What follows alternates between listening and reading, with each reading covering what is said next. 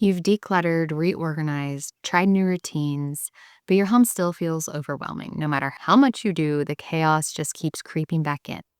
Here's the good news, though. There is a way to create a peaceful home without feeling like a slave to it. And it doesn't require working harder to declutter your home or implementing a new organizing strategy and cleaning system. It requires retraining your mind to approach homemaking differently. True freedom is learning to calm your mind in the middle of the chaos. And that is the key to a calm, simplified home. When you can master this, you're well on your way to the calm, simplified home of your dreams, regardless of the circumstances. So in today's video, I'm going to give you a few things that you can do to simplify your home today. You won't need to put a lot of work or effort into these strategies. You can make these changes starting today, regardless of your circumstances.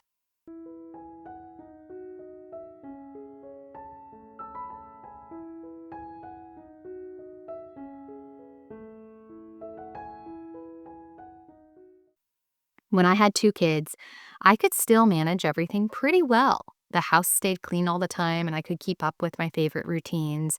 And while it wasn't always easy, it didn't seem impossible.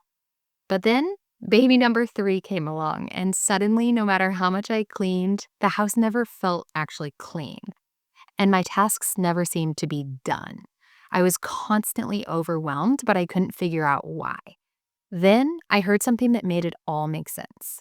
A couple of moms were talking about how 3 kids is often harder than 4, not because of the children, but because at 3, you can still technically do it all, like keep up with all your routines and keep the house exactly how you want it and all of that. But you really shouldn't. Most moms at this stage are still holding on to the same expectations they had when they just had 1 or 2 children. And that's what makes it feel so impossible, because at 3 children, it's just too much to hold on to those same expectations. So once you finally let go, that's when you'll finally be able to breathe again.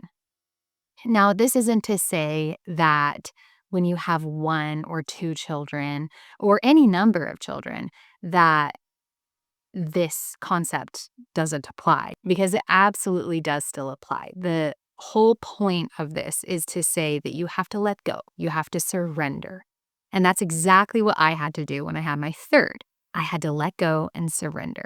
And some people realize this after 1 child, some people realize this after 2, and some people realize this after 4 children.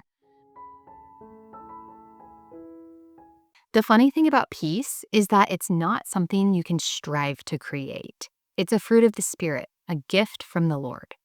For so long, I believed that if I could just find the right home management system, declutter more, or develop the best cleaning routine, I would finally feel at peace. But no matter how much I tried, I was still overwhelmed. Until one day, I stood in my messy kitchen. The dishes were piled high. The baby was screaming, but my hands were tied with another child. Crumbs were everywhere. And just feeling like the walls were caving in on me. Overwhelmed, out of my mind, I whispered, "Lord, I cannot do this. Please help me." And in that moment, the Lord impressed something on my heart. I realized that I was trying to control everything instead of trusting God to sustain me. Peace doesn't come from keeping a perfect home or controlling all the aspects of your life that you think make you feel comfortable. It comes from surrendering your expectations and letting God guide you through your days without the desperate need to control it all. So you may be wondering, okay, I want to surrender, but how? I teach something in my course called Brain Retraining Mindsets, or BRMs. And they're a part of the Christian brain rewiring formula that I provide for my students. And these act as anchors throughout your day, helping you to align your thoughts with God's truth and respond with intention rather than reactivity towards your family. One of my students emailed me with the perfect example of how she used one of these in the heat of a stressful moment to cultivate calm and peace in her home. She said, "One night, my 2-year-old was freaking out at the dinner table, so I had taken him to another room to calm down. He was tantruming, and then I was getting frustrated. I found myself winding tighter and tighter in my chest." I'm sure we all have felt this from time to time, right? Then the Spirit reminded me of my BRM, that I am a calm and joyful mother. And in that moment, I lived into that belief and chose calm. It was a pivotal moment in my journey.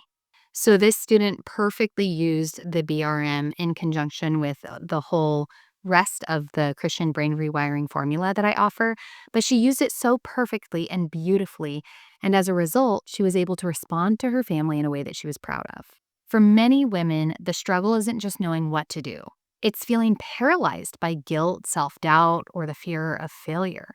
They want to change, but they feel stuck in old patterns. And that's why my course has been such a catalyst for transformation, because it doesn't just provide the tools, it gives women the permission and the pathway to step into a new way of being. And that is why I love emails like this. So if you feel stuck in this cycle too and you long for a breakthrough, I'd love for you to join my free Christian homemaking reset workshop. This is where I'll teach you how I broke free from chronic overstimulation and drudgery in my homemaking. So I'll leave the link for that below. There was something else that I was doing, though, that was unknowingly overcomplicating my home. But ironically, it was something that I thought was making life easier. Once I stopped Googling how to run my home, that's when I truly simplified my home. Hear me out, because I know what you may be thinking. Sometimes you just need to research something. And I'm not saying never Google anything ever again. What I'm suggesting is that you reduce your sphere of influence by like a lot. So if you're anything like me and how I was, here was my routine. I had an issue. Like, let's say my baby had eczema. I would instantly go to Google, and that would lead me to some Reddit threads and maybe a blog post. Then I'd go to my trusty Facebook groups, and then that would lead me down another rabbit hole. Before I knew it, I was 2 hours deep into research, and I was even more confused than before. Now I do what mothers probably used to do, and I pray about the issue first, then I talk to my husband, and then maybe a few trusted women from church or a Bible study that I'm a part of. And those are my options, and it's so simple and so freeing. And at first, it feels like you're not using all the tools that you have, but when it comes down to it, you're actually using the only tools that you will ever need, and you're simplifying your life because you're going to be so much less confused, I promise. So I know there are some women out there who don't have a ton of positive influences in their life, and I'm so sorry. My heart goes out to you, because there's nothing better than a community of Christian women.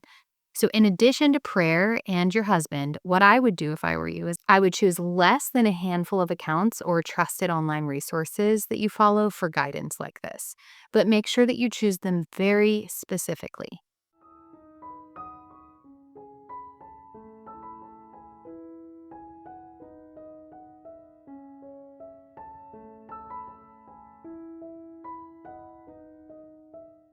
You just really want to avoid falling down into rabbit holes all in the name of research. There's one more way I like to simplify my home when I'm overwhelmed. There comes a moment when you realize that the stress in your home isn't just coming from the mess or chaos, it's coming from the weight of your own unrealistic expectations. It's good to have high standards for your home and even for your children. This is where growth happens, and that's good.